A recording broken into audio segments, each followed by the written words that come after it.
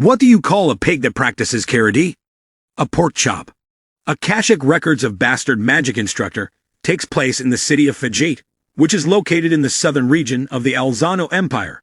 Inside the city are its most well-known college of magic, the Alzano Imperial Magic Academy, and its proud students.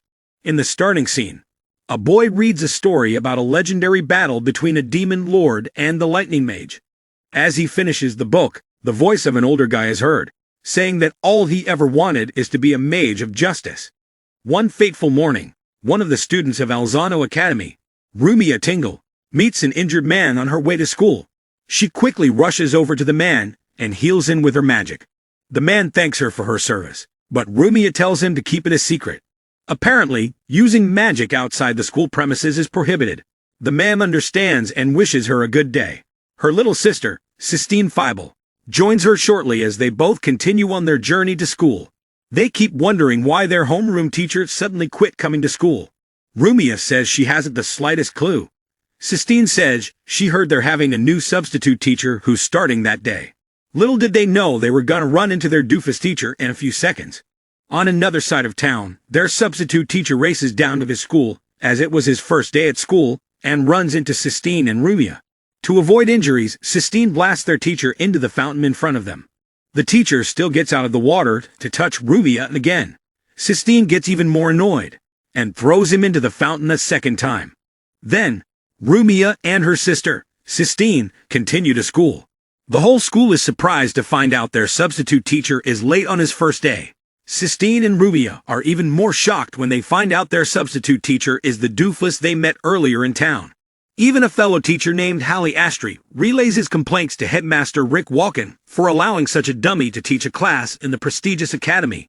Headmaster Rick tells him that although his qualifications are average at best, he was still recommended by one of the most respected professors in the academy, Professor Celica Arfonia. Holly keeps making a fuss about the substitute until Celica walks in on them and chases him out.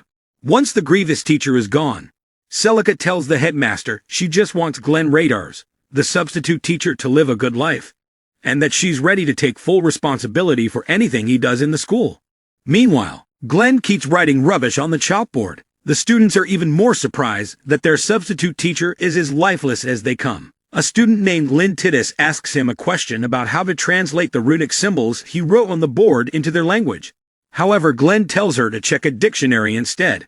This level of nonchalance makes Sistine very, very upset. She stands up and berates the teacher for acting so indifferent towards his students. Glenn just keeps his straight face and tells Sistine there's absolutely nothing he can do about it. Sistine keeps arguing with him until the bell rings. Glenn rushes out to freedom as soon as he hears the bell. The girls hit the changing room to freshen up before their next classes. While they do their thing, the dummy teacher strikes again. Glenn accidentally barges into the girls' changing room and keeps staring at the girls until he gets knocked out immediately.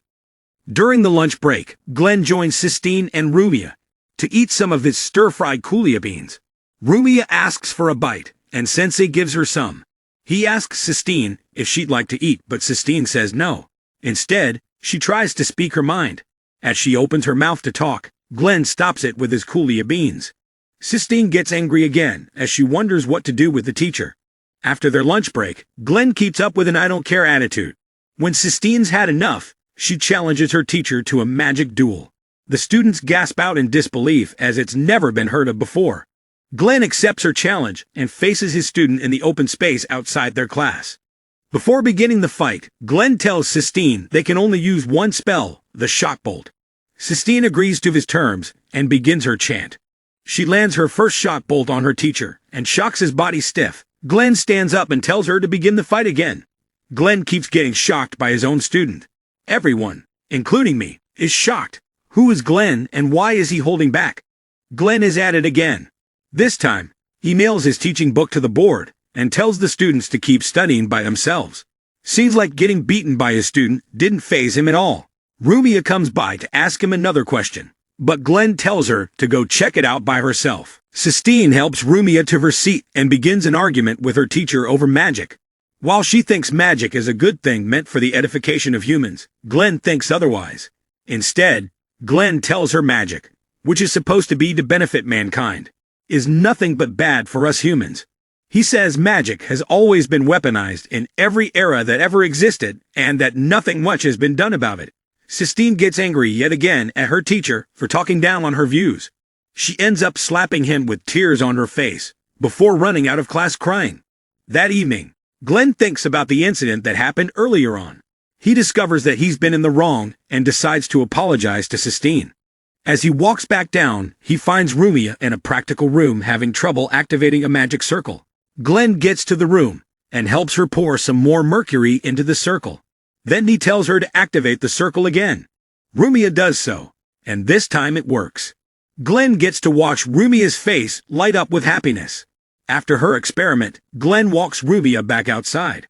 Rumia keeps asking him questions about his past, but Glenn cuts her off immediately. Maybe he was Baba Yaga in his past, who knows?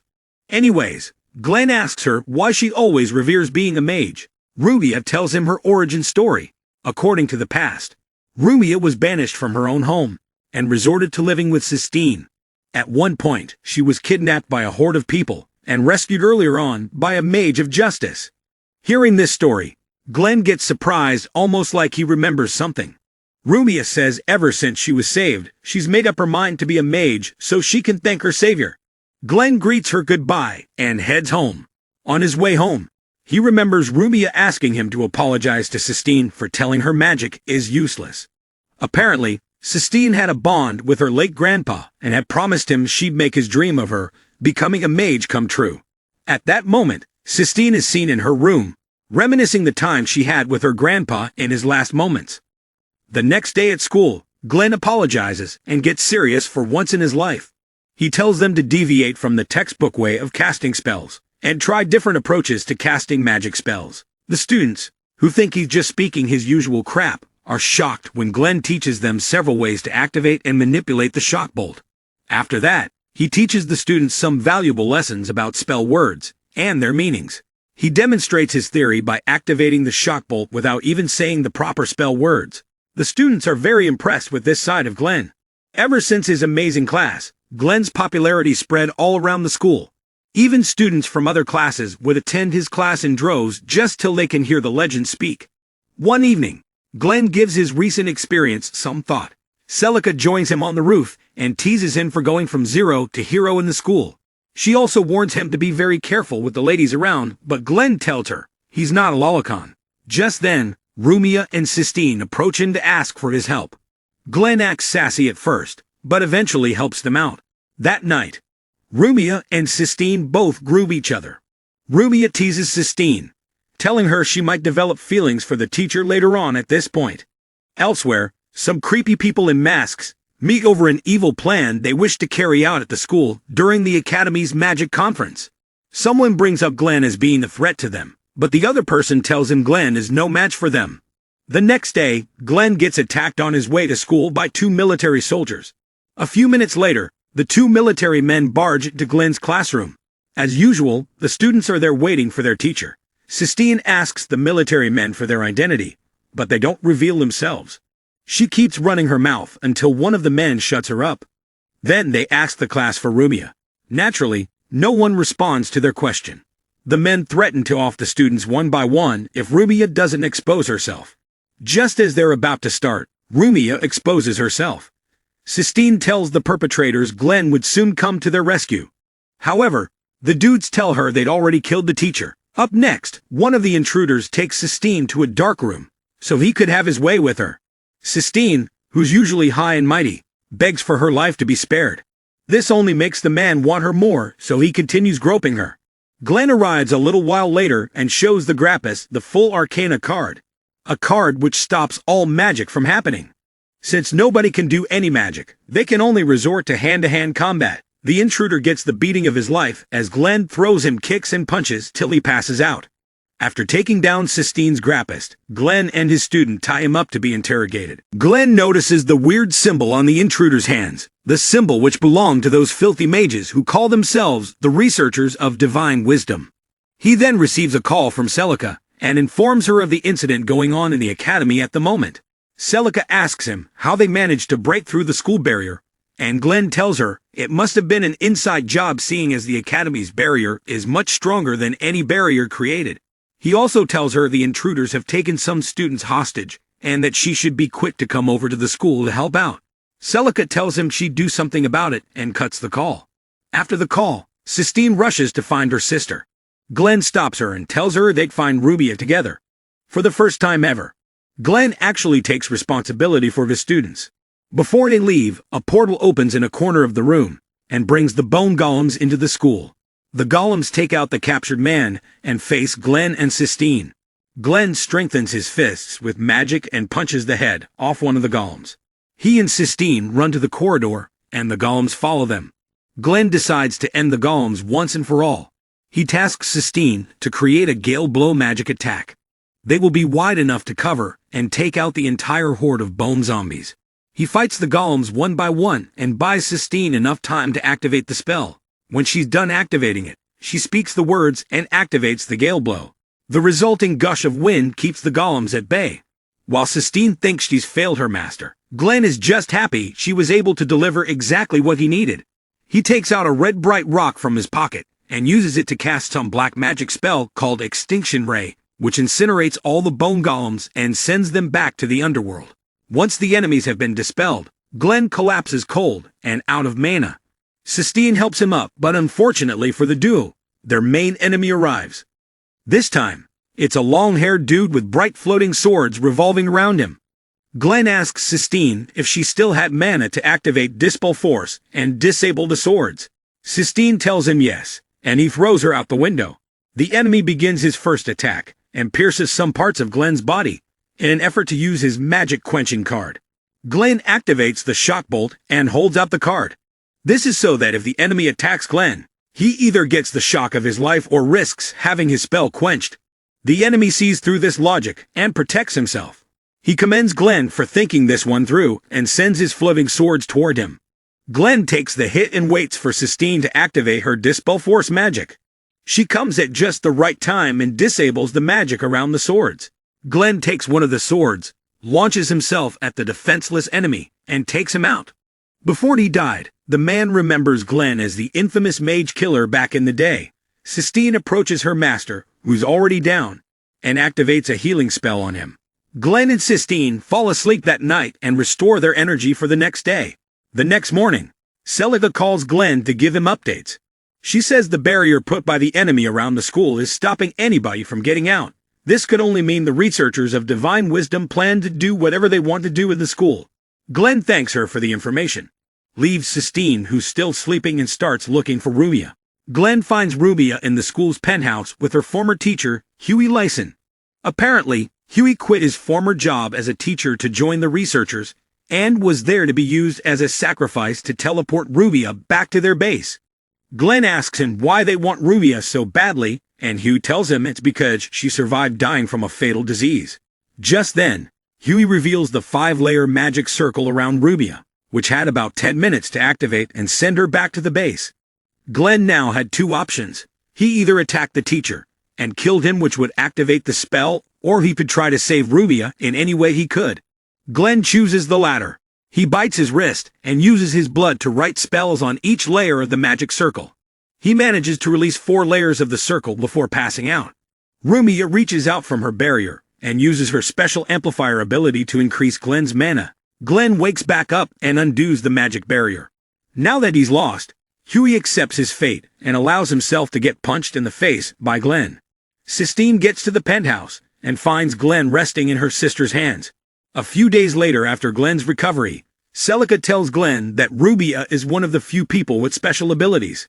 Since the kingdom hates people with magic abilities so much, they naturally want to take her out. Glenn joins his 2 favorite students, Rubia and Sistine, in their journey to the academy. Queen Alicia of the Alzano Empire summons the Grand Commander of the Imperial Guard, Zelos Draghart, to talk to him about visiting the academy. On getting to her room, Zelos advises her not to go so as to avoid their secret from getting out. Now what's the secret the royals wish to keep? Turns out Rubia is Queen Alicia's daughter and princess of the Alzano Empire. She was banished from her home 3 years ago after discovering that she had special powers to avoid an uprising in the kingdom. If the locals ever got to find out the royal house is keeping someone with a special ability alive, they'd rebel against the throne. After hearing Zello's advice, Alicia decides to keep to the palace. She also mentions how it's been 3 years since she last saw her daughter and wishes that Rumia doesn't hate her already. Glenn arrives late as usual to his class, and finds out Sistine and Rumia were having trouble finding volunteers in their class to participate in the magic event, held once a year in the academy. Glenn takes the reins from his students and decides he's giving this event his all. The students are very shocked as Glenn starts selecting students for various competitions in the event. Some of them even object to his judgment. However, Glenn explains the reason why he selected them until they accept it. When all's been said and done, Glenn heaves a sigh of relief. Apparently, Glenn's class had no choice but to win or else he wouldn't qualify to receive the bonus cash from the headmaster. Glenn's bad spending habit has had him broke before month's end, so he desperately needs this cash. At least the lazy teacher is taking something seriously for once. Someone in his class suggests they use only the top students in their class in the competition, but Sistine cuts in and says it's much better that they all participate as a class. Glenn is mystified as he was already considering changing his team to the best students. That evening, Glenn spectates his students practicing in the yard outside class when Hallie's class, Class 2, barge in to take over the training ground. Glenn cuts in and defends his class, telling Hallie and his class to beat it, since they met them there first. Hallie keeps on rambling until Glenn bets Holly 3 months' worth of their salary that his class will win. Holly almost accepts the bet, if not for Sistine, who steps in and saves the day. She successfully chases Hallie and his class off their training ground. Over the next few scenes, Glenn and his class practice hard for the upcoming event. One night, Rumi is seen on her balcony remembering the night she was saved by the Mage of Justice. Sistine walks into her room to call her down for dinner. Rumia happily joins her, and they all have a happy dinner together with Sistine's parents. The next day, the queen rides off to the magic event with a happy look on her face. She gets there in one piece and kickstarts the magic event. She also gets to see her daughter, Rumia, again, all grown up and healthy. Anyways, the event begins and Glenn's class does exceptionally well in the first competition, which is the flying competition. Celica, who's sitting near the queen, gets very excited that Glenn's class is winning. In the next few events, Glenn's class performed well above average, landing them in the top 3 best classes of the entire event. Glenn is supposed to be happy and cheering his class on. However, his broken ass's empty stomach wouldn't let him rest. After a few more competitions, it's finally time for the most dreadful competition ever, the mental defense competition. The nominee for Class 2, Glenn's class, is Rumia. She faces 7 other people, including the champion of last year's mental defense competition, Jill Wolfhart from Class 5. The Academy's best mental mage, Count Zest Lenore, is called on to begin the competition. He casts spells one after the other, with each spell increasing in difficulty and severity. After the first few mental defense spells, all other contestants aside from Jail and Rumia pass out like flies. Count Zest is very impressed with him, so he decides to use the strongest spell in his arsenal, the Mind Break. He speeds out the first wave, which doesn't affect the last 2 students standing. Then, he decides to increase his pace. On the second wave, Rubia falls to her knees. The Count asks her if she could continue, but Glenn says she's gonna forfeit. Glenn takes his student and comforts her. This means Jail is the winner, right? Wrong. Turns out Jail had passed out while standing from the second wave. This can only mean Rumia is the winner since she's still conscious. A long defeat for Rumia quickly turns into a win for the whole of Class 2. The Queen and Celica are both very happy for her. Queen Alicia tells Celica how happy she feels to finally see her daughter again after 3 years of abandoning her. The magic contest continues with Class 2 climbing very fast up the ranks. The announcer mentions Glenn's name again, and this spooks the 2 court mages who were at the arena on an investigation. The shorter one of the mages, L. Rayford, wants to settle her age-old score with Glenn. However, her partner, Albert Fraser, tells her to focus more on their task. Apparently, they got word that someone amongst the Imperial Guards is plotting against the Queen. Although their first suspect is Zelos, they still have to be careful and give him the benefit of the doubt. Riel has no choice but to stay with her partner and leave settling any scores for later. In the next scene, Glenn's hungry stomach gets to witness the students flaunt and munch on their delicious sandwiches. As he winds into sorrows, Lynn calls for his help. Glenn takes a more secluded space to hear her problem. Lynn tells him she feels less confident in her ability to do the self-illusion spell. The self-illusion spell, which transforms the caster into an entirely different thing, requires the caster to have a very good visual image of the image they'd like to turn into. Glenn figures out Lynn's just having trouble painting the image of the person she wants to transform into. So he transforms into Rubia and encourages Lynn to give it a go. Lynn thanks him and leaves to keep practicing. Before Glenn changes back to himself, Sistine comes by with a box filled with sandwiches. Since Glenn is still Rubia by this time, Sistine gladly gives the box to him. Glenn is about to take his first bite out of the box when the real Rubia comes. Shit, Sistine changes him back to his normal self and blasts him into the forest. Glenn surprisingly survives the fall with his growling stomach and wonders why life is so cruel to him. Lucky for him, Rubia comes by with all the sandwiches. Glenn could not believe his eyes and asked Rubia if there was a catch. Rubia tells him there's none, and he munches heavily on the sandwiches. Over the next few minutes, Glenn and Rubia sit on the bench near them and talk as Glenn eats. When he's finally full, Glenn gets up to take his leave. He is, however, stopped in his tracks when Her Majesty, Queen Alicia, approaches them. Back at the arena, the Imperial Guards find out about the Queen's absence, so they immediately begin searching for her.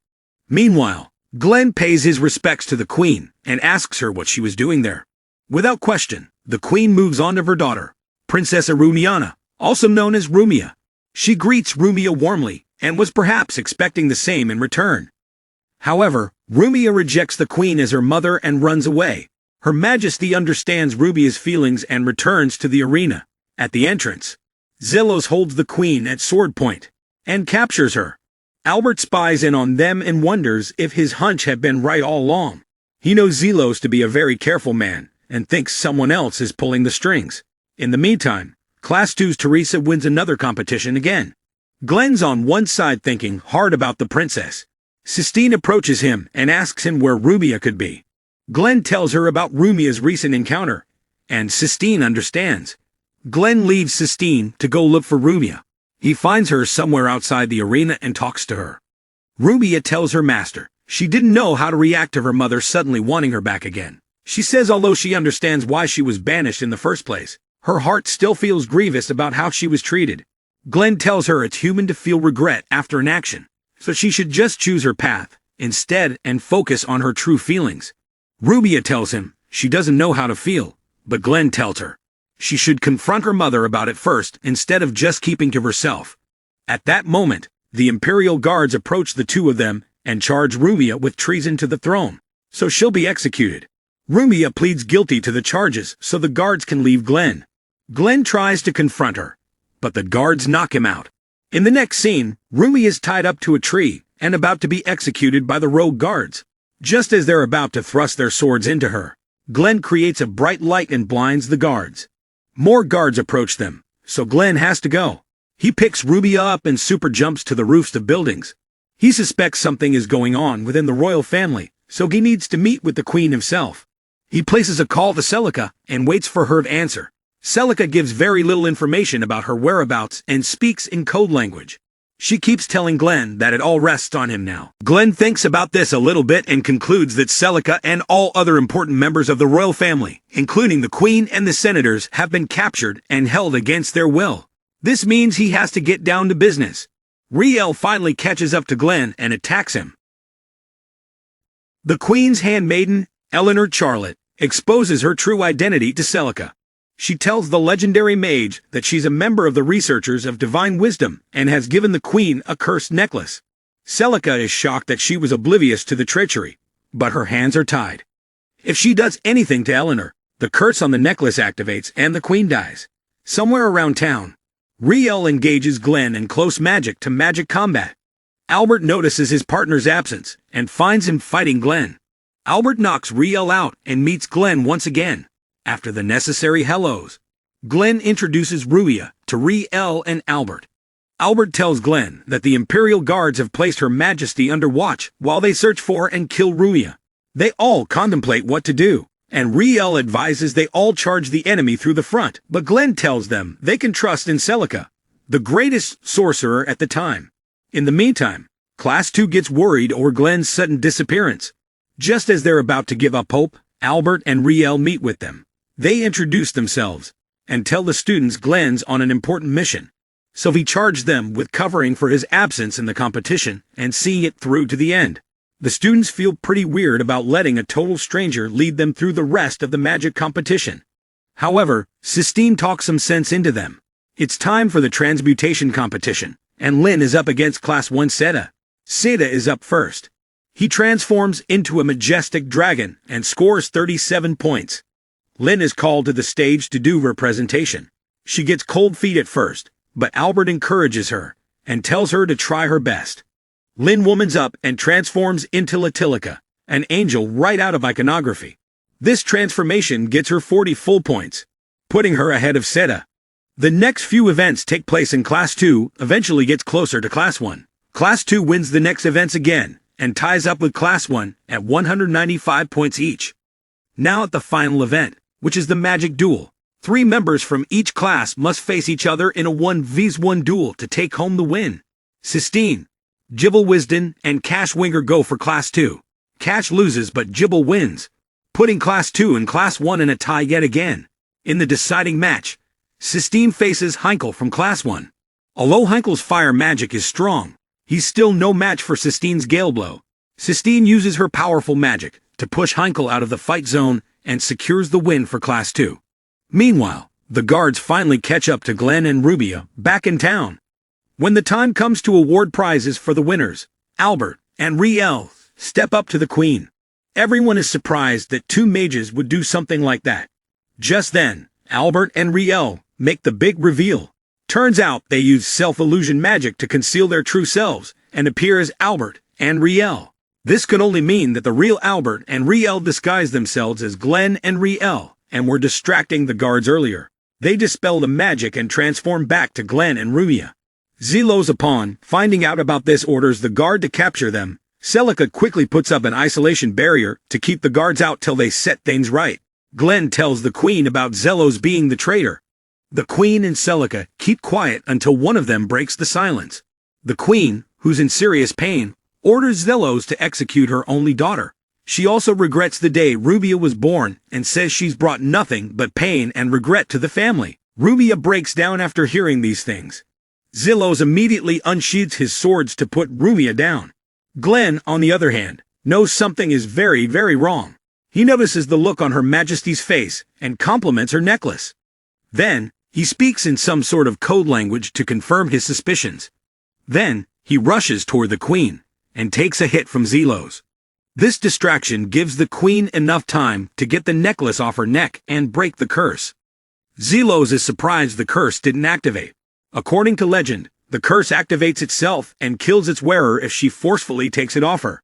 Glenn shows him his card, the Fool Arcana, which dispels all magic within a certain range. Now that the Queen is saved, Zelos is arrested and the isolation barrier is lifted.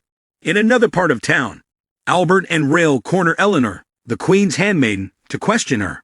However, the criminal only tells them they're after the princess for the Akashic records before disappearing into thin air. That evening, Glenn thanks Albert and Riel for their help and bids them goodbye. The Queen also leaves after talking to her daughter for a while. Celica tells her to trust Glenn to take care of her daughter. In the meantime, Rubia thanks her master for helping her find her true feelings. Glenn tells her he has to fulfill the promise he made to the Queen 3 years ago. Together, the duo walks into a restaurant, only to find out all the students are already dead drunk from eating brandy-infused cakes. Glenn finds out he's going to be spending the reward and the bet he won from Holly to settle all his students' bills. Poor Glenn. Imagine getting rich and broken just one day. A few hours to dawn, Glenn and Sistine are seen making sus sounds. Seriously, what's with anime and sus sounds? Thankfully, more screen time is allowed for the duo, and we find out Glenn's making Sistine practice close military-grade, hand-to-hand combat. After their training, Sistine feels tired and asks Glenn why he made her go through the trouble of learning such a hard-fighting style. Glenn tells her she has to be sturdy in her physical skills if she's ever gonna learn military-grade magic. Sistine understands his point and thanks him before heading back home to change for school. A few hours later, Sistine and Rubia meet Glenn looking all gloomy.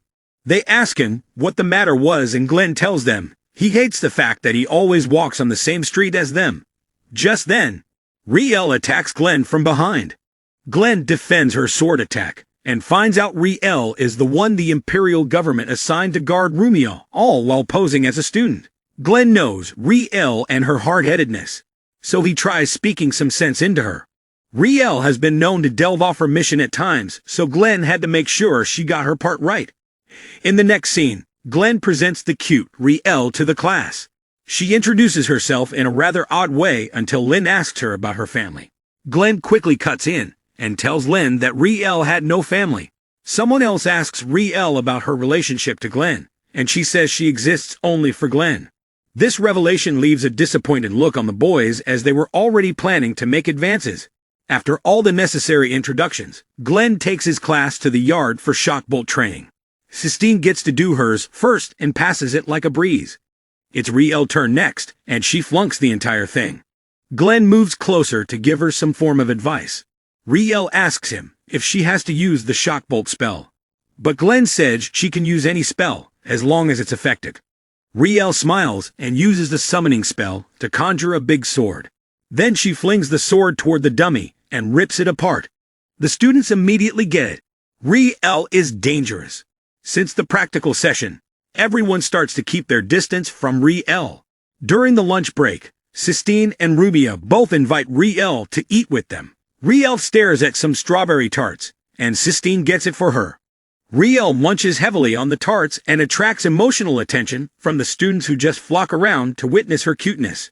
Glenn meets up with Celica in the library and gets teased again. After the lunch break, Glenn takes his students to the alchemy research lab, which is located near a Scenaria beach resort. The boys are sad they're going on such a field trip, but Glenn tells them not to worry, that they'd feast their eyes on the beautiful girls in their trunks when they get to the beach. On getting there, Glenn finds Albert disguised as an artifact trader. He asks him what he was doing there, and Albert tells him he's there to keep his own eye on Rumia. He also tells Glenn to be very careful of Riel for obvious reasons. Later on, Glenn and his class board a ship to the laboratory. On getting there, they all get off the ship and hit their swimsuits. The boys get to watch the beautiful ladies in their clothing on beach. Glenn encourages them to go play with the girls. The boys couldn't be any happier. Soon, the girls challenge the boys to a beach volley competition. Glenn joins the boys, and together, they all play beach volleyball for hours. By nightfall, Glenn catches the boys planning to infiltrate the girls' rooms. He tries to stop them from doing such a nefarious act, but the boys fight back. Up on their balcony, the girls watch the bunch of dumbass males fight each other for them. As expected, Glenn shocks his entire male students and leaves them to bite the grass. Following his victory, Glenn gets to the beach to relax. He sees the girls Sistine, Rumia, and Riel playing on the water. Glenn gets very happy to see Riel smile and wonders why Albert told him to be careful of her earlier on. He falls asleep shortly and wakes up very late in the night. Riel hears him coming to the hotel and meets him on the way. She asks Glenn why he left the Imperial Mage Corps in the first place. Glenn tells her he does feel guilty every now and then for leaving the Imperial Magic Corps. Riel tells him she doesn't know what or who to live for anymore. Glenn's always been the person she lives for. Glenn cuts in on her and tells her to calm down and find her own path and happiness. This concept sounds very new to Riel, so she rages and accuses Sistine and Rumia of stealing Glenn away from her. All attempts to calm her down are futile as Riel runs away. Eleanor meets with another member of the Researchers of Divine Wisdom to begin their plan B to capture the amplifier, Rumia. On their second day on the island, Glenn takes his students through the dense woods to get to the White Alchemy Research Lab situated very deep in the forest. On their way there, Sistine and Rumia notice Riel all gloomy and angry. They ask her what the matter was, but Riel pushes them and runs away. Sistine and Rumia wonder what could have gone wrong with Riel, and Glenn tells them Riel's upset at him for what he said the previous night. Glenn and his class eventually leave Riel to herself and continue their journey till they get to the White Alchemy Research Lab. There they meet the director of the lab, Berksblom, who gives them a tour of the entire lab. Sistine and Rumia contemplate checking in on Riel, who's just sitting in a corner, but they decide it's best to let her be for now. Burke shows the students the research they do there. So the alchemists mix and match DNA from various plants and animals to create chimeras. Chimeras are new species created by fusing two different DNA together. Sistine and Rumia talk about the revival of a dead human and wonder if the alchemist could do something like that. Burks cuts in on their conversation and tells them there's been research on such a concept before. The project, called Project Revive Life, is created by using magic to take three important elements from different people and using the elements to create a duplicate of the dead person. In other words, they'd be creating a clone. The girls are very surprised, but Glenn tells them the project was shut down ages ago, seeing as lots of people had to die for a few to be revived. Burks did tell them that the researchers of divine wisdom may be after such research, but wouldn't be able to get their hands on them. Sistine and Rumia ask a few more questions, and they're done with the tour.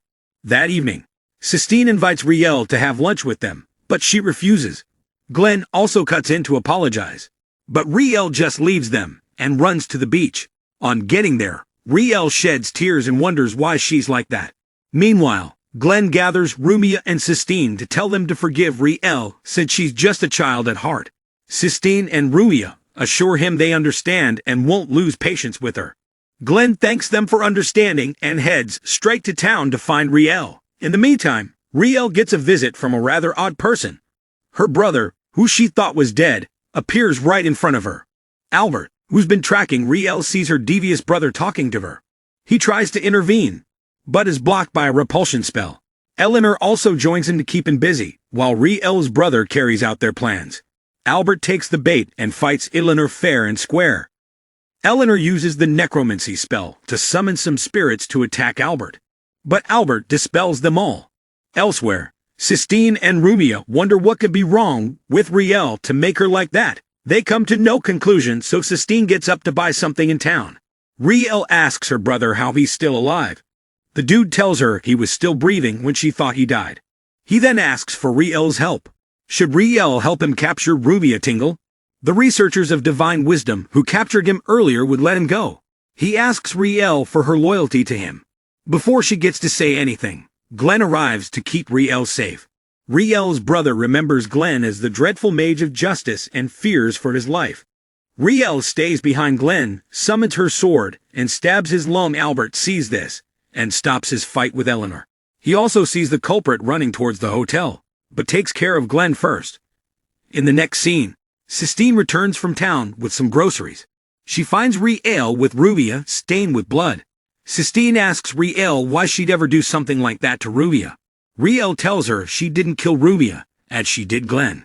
Reality dawns on Sistine, as she realizes her master may be dead for real. She tries attacking the intruder, but Riel dares her to shoot her. Sistine freezes on the spot and gets too scared to actually attack Riel, despite Riel telling her she won't fight back. Eventually, Riel escapes with Rumia, leaving Sistine in her tears. Seconds later, Albert arrives with Glenn's unconscious body. Sistine begins crying for her master, but Albert tells her to calm down and focus on healing her master first. He starts a healing ritual and tells Sistine to begin doing CPR for Glenn, so they don't lose him before he activates the spell. Sistine gets right on to kissing Glenn in the name of doing the ritual. Rumia finds out Riel is the person behind all of her capture and Glenn's death, and she's terrified. Glenn dreams about Riel asking him for help. In the dream, he finds out he's too late and jolts back up to reality. Turns out the healing magic was successful, and Glenn was already healed up from his wounds. He asks Albert for an update on their mission. Albert tells him first of all that his survival is all thanks to his student, Sistine. Then he tells them about the suspicious flow of funds going into the laboratory. This could only mean one thing. Director Burks is working with the researchers of divine wisdom. Glenn gets annoyed at Albert for allowing Rumia to be captured before doing anything about it. Albert tells him his superiors didn't have any choice but to use her as bait. This was the only way to find their lair. He also tells Glenn that he has orders to shoot Riel on sight if he finds her. Glenn tries to tell Albert that Riel is his student and he won't allow anything bad to happen to her. However, Albert tells him he'd give him a chance to save Riel, but only if he catches up to her first. He then accuses Glenn of abandoning his comrades and punches him in the face for it. Once they both settle their scores, Albert gives Glenn his military pistol and urges him to go find Rumia with him. Back in Burke's lair, the evil mastermind, Burks is seen laughing profusely over torturing Rumia. He commends Rumia's brother for turning Riel against her teacher and continues torturing poor Rumia. Eleanor also arrives there to spectate the whole thing going on. She feels something weird on her shoulders and figures it out. As it turns out, Albert placed a tracking spell on her shoulder and has been following it ever since. It's too late now though, as Glenn and Albert already found the sewer they were hiding in. Burke sees them on his monitor and sends a Shimmer, a lion creature, to attack them. Without blinking, Albert takes down the Chimera immediately. Burke's very surprised and sends a bigger and stronger monster to the duel. This time, Glenn uses an extinction ray to blast the Chimera out of existence. Meanwhile, Sistine explains the whole situation to her colleagues. They all contemplate searching for the bastard they call their teacher, but Sistine tells them to trust Glenn for once. Catch also backs Sistine up and tells his classmates they all have to trust their sensei. After watching all his chimeras go down one by one, Burks decides to handle matters himself. He boycotts Glenn and Albert on the way and morphs into a large chimera himself. Albert holds him off and allows Glenn to get to Rumia. On getting to Burke's lab, Glenn faces Riel and her nonsensical brother. Riel, whose loyalty still lies with her brother, summons her large sword and attacks Glenn. Glenn tries to tell her that's not her brother. Apparently, her real brother had died years ago. Riel wasn't listening and Glenn knows this, so he fights her in hopes of understanding her position. Riel attacks Glenn without constraint and Glenn repels her with his pistol. As they keep fighting, Glenn challenges Riel to say her brother's name. Her fake brother already knows what's gonna happen, so he tries bringing her back to reality. However, Riel was already far gone as she desperately tries to remember her brother's name. Glenn takes advantage of this and pins her down to the ground with a gravity spell. Now that Riel is immobilized, Glenn frees Rubia from her chains and faces Riel's fake brother. As she lies on the ground, Riel remembers her origin. Apparently, the girl we all know as Riel is nothing but a clone of a girl named Alicia Jeans. Riel, short for Revive Life, was created by her fake brother and Alicia's brother. When the Imperial House heard of the atrocities being committed to making Project Revive Life a success, they decided to shut it down. Alicia and her brother were in support of this, but the fake brother wasn't. So they killed Alicia and her brother and then released Riel to the world. This revelation makes Riel realize she's been working for the bad guys all along. As she stares blankly into the room, her fake brothers release 3 other Riel. He cloned through the years and charged them to attack. Riel Glenn saves his student from death and knocks the Riel down one by one. Riel keeps asking Glenn why he would go that far for her. But Glenn tells her she is and always will be his student. Riel makes her resolve and kills all their clones. Now that he's lost, Glenn faces the fake brother and knocks him out cold. At about that same time, Albert destroys Burks for good. Glenn and Albert spectate the students playing some volleyball on the beach. While they play, Albert sees Sistine and tells Glenn that Sistine has some resemblance to Sarah Silvers. Now who's Sarah Silvers? I don't know. I guess we find out soon. The next scene shows the most annoying criminal ever, Eleanor. Only this time, she meets with her organization's grandmaster, who asks her about the project, Revive Life, and Princess Arubiana capture. Eleanor tells him about the researchers' plan to capture Rumia, and the grandmaster gives her the go-ahead. Several miles away, Riel has her first dinner with Sistine's parents. Ever since she's been saved, she lives with the Feibel family. Sistine's parents are happy to see a new addition to her family. They ask Riel about any affinity between Glenn and her. Riel tells them just how much she adores Glenn. Dinner becomes very awkward after that. But thankfully, it ends in peace. After dinner, Riel joins Sistine and Rumia on the balcony and apologizes for her actions these past few weeks. Sistine and Rumia tell her it's all good now that they're all safe and sound. The next day, Sistine runs into Celica in the library. Celica finds out about Sistine's dream of becoming a mage and encourages her to keep trying till she makes it. Sistine thanks her and takes her leave. Celica heads straight to the underground labyrinth of the library to find something unrevealed. In the meantime, Glenn finds his favorite student, Sistine, studying something in the library. He joins her and thanks her for saving him with mouth-to-mouth resuscitation, revive her back when he was supposed to die. Sistine's eyes immediately turned red from embarrassment. Just then, Rumia and Riel arrive to find their sister's face all red. Riel gets very angry and blasts Glenn out of the library. Glenn falls in the way of an oncoming wagon. The traveler uses a wind magic spell to blow Glenn out of the way. He stops his wagon and gets out to meet his longtime friend and love, Sistine. You heard right. Turns out Leos Kleos, the passenger from the wagon, is Sistine's childhood friend and has been invited as a guest lecturer at the Alzanos Academy. So when they were younger, Leos and Sistine made a promise to be married in the future. Turns out our golden boy kept his end of the promise. He approaches Sistine and tells her he's ready to marry her. Glenn laughs at the entire situation and gets to know the new teacher. Leos is the perfect good guy as he keeps praising Glenn all the way. Even Celica senses something suspicious.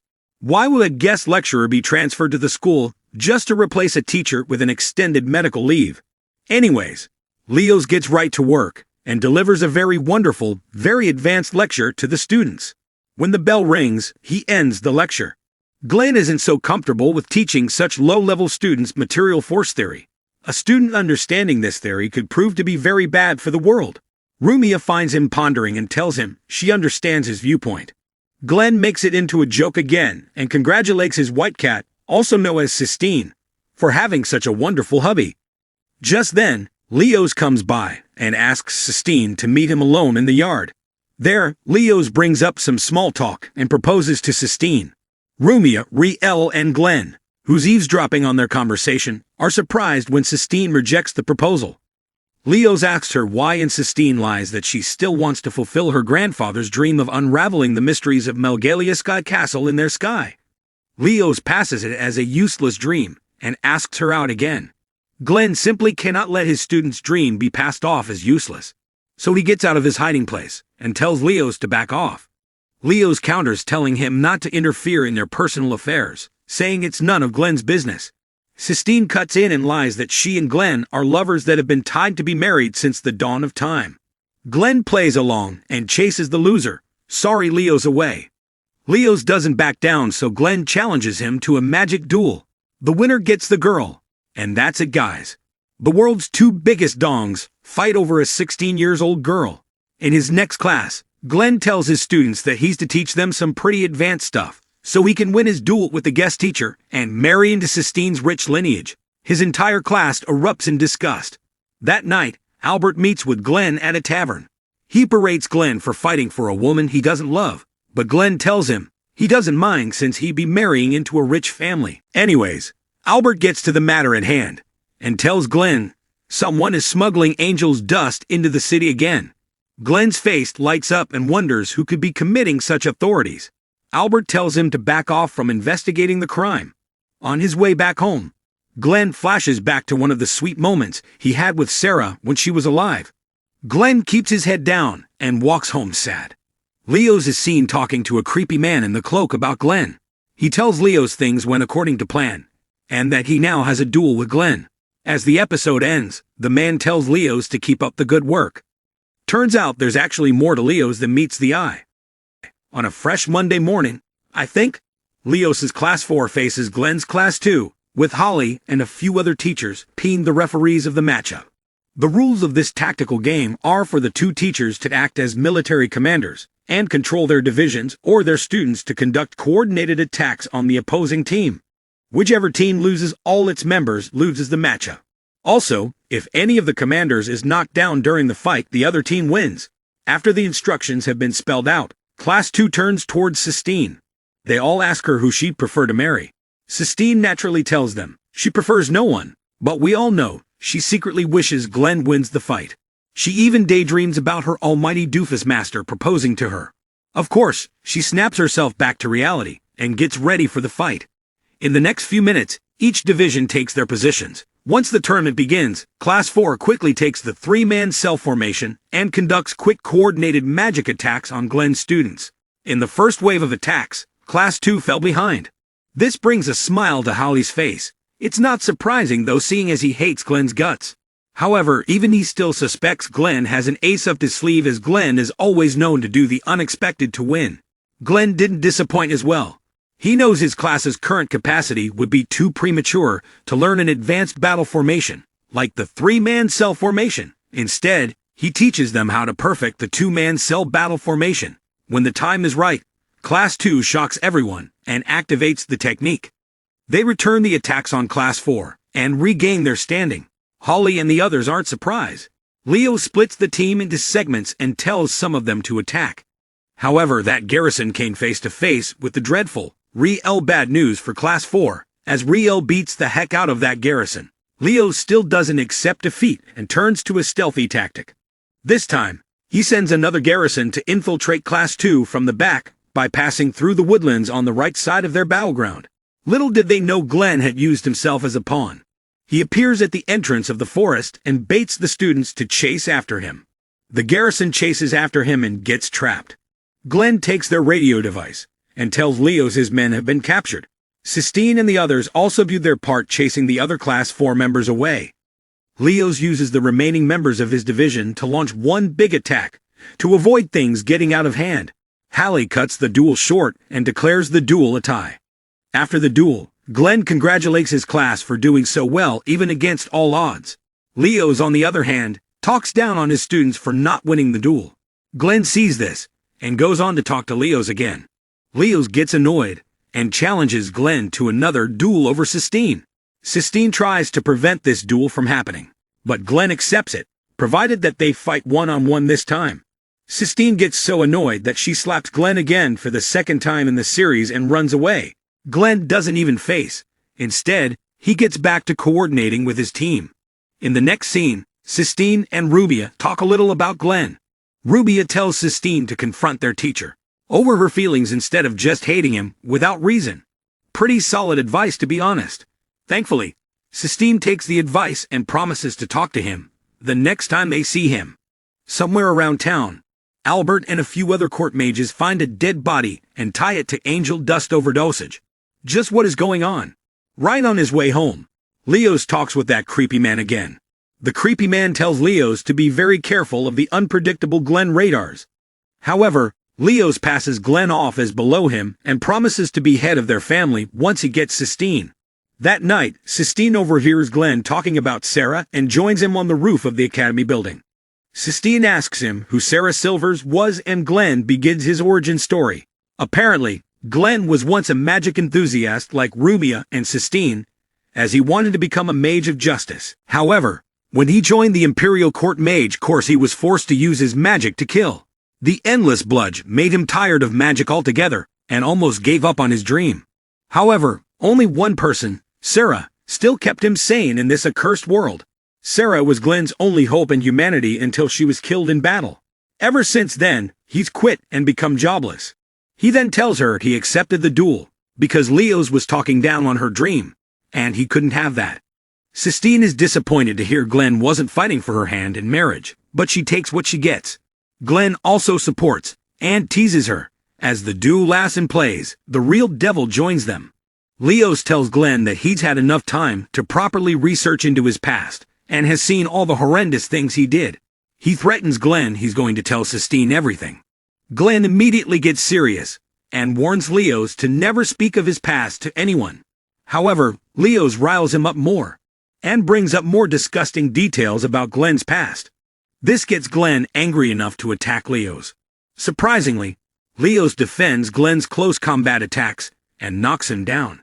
Then, he uses the secret military spell to summon imaginary beings to fight Glenn. Glenn tries to use his full Arcana card to nullify the magic, but it doesn't work. After seeing all his enemy could do, Glenn calls it quits and walks away. Sistine rushes after him, but Leo's holds her down and orders her to never go after Glenn again. He also tells her he knows all about Rubia being Tingle and Riel being a clone. The next morning, Glenn doesn't show up for class at all, talkless of showing up for the duel. I hope he's fine though. Glenn avoids going to the academy for a few days. One day, Leo's meets with his soon-to-be wife, Sistine, in class and invites her to discuss some things with him.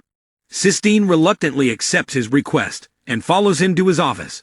Rubia and Riel notice something off about Sistine. She clearly shouldn't be marrying the psycho. Nonetheless, Rubia holds Riel back and tells them to wait for Glenn first. Riel asks Rubia if she knows the whereabouts of Glenn. Rubia tells Riel that she immediately questioned Sistine on the night Glenn disappeared. After seeing the tear-ridden face on her dear sister, Rumia went straight to inform Glenn about the whole thing. Glenn promised to do something about it. Ever since then, he's been nowhere to be found. A week passes by, and it's time for Sistine to get married. Everything goes smoothly in the marriage until Glenn arrives at the last minute to stop the whole facade from happening. The students couldn't be any happier to see their master. Glenn throws some smoke bombs on the altar and takes Sistine to a part of town. Sistine cries and asks him where he's been all this time. Glenn apologizes and tells her he's been preparing to face Leos ever since his fight that night. Before then, he went back to his old friends and acquired all the toys and tools he used to use back when he was an Imperial Court Mage Corps. He also tells Sistine that he wonders how a guy like Leos, who's hopelessly in love with Sistine, would be so cold towards her. Sistine tells Glenn that the Leos she was about to marry isn't the one she knew. Just then, zombies attack the two. At that same moment, zombies attack the academy too. Thankfully, Albert and the other Magic Corps members arrive in time to help the students take them all out. Meanwhile, Glenn notices the zombies growing in number and decides the only thing he can do is to run. He takes out a few zombies and clears a path. Then he carries Sistine and makes a run for it. Sistine keeps freezing up from the shock of being in danger. At one point, he connects this same situation to old times when he was fighting alongside Sarah. This time, Glenn doesn't allow history to repeat itself. He protects Sistine and takes out all zombies. When he's done, Sistine pushes him away. Leos arrives as soon as the zombies are gone and changes to his true form. Apparently, the person they all thought was Leos is a former member of the Imperial Court Mage Corps, the Mage of Justice, Jadis Lofen. Jadis challenges Glenn to a 1v1 fight without any interference from Sistine. Glenn accepts the fight and sends Sistine away. Then, he asks his opponent what he was after. Jadis tells Glenn that he's after Akashic Records. The Akashic Records contain the power to rule over the principles of the whole world. After telling Glenn all he had to say, Jadis releases the tuple spell and begins his duel with Glenn. Sistine lay on the ground somewhere, regretting ever pushing her precious sensei away. Glenn, on the other hand, keeps on fighting and defending against Jadis's attacks. He tries a sneak attack to seal a monster, but Jadis pins him down. Glenn is left with nothing. Just as he's about to be executed, Sistine arrives and blows Jadis away. Glenn asks her why she came back, and Sistine tells him she's finally made up her mind to stay by his side and fight this monster with him. Glenn opens his eyes wide as he marvels at how brave Sistine has gotten. Jadis gets his bearings and now faces two enemies. Glenn accepts Sistine as his equal, and together, they launch coordinated attacks to knock down their enemy. After being knocked down several times, Jadis uses the ace up his sleeve and summons the Lady of Justice, Justia. Sistine pierces a hole in the being and buys Glenn enough time to land a huge punch in Jadis's face. Jadis accepts defeat and takes his leave. Before he goes, however, he tells Glenn not to forget that the Alzano Empire was created to do evil, and that it had to be destroyed by all means. When he's finally gone, Glenn's students meet up with their teacher and top student. That night, Glenn meets up with Albert and the other mages in the tavern. He tells them about the Akashic Records and wonders what could be contained in such text. At that same moment, Eleanor is seen at that castle in the sky, checking out some riddle on a stone. The night goes by smoothly and Glenn's back in school the next day. In the final moments of the episode, Celica teases Glenn again and pushes him to meet his students. Glenn happily goes to his class and is actually excited to teach his students.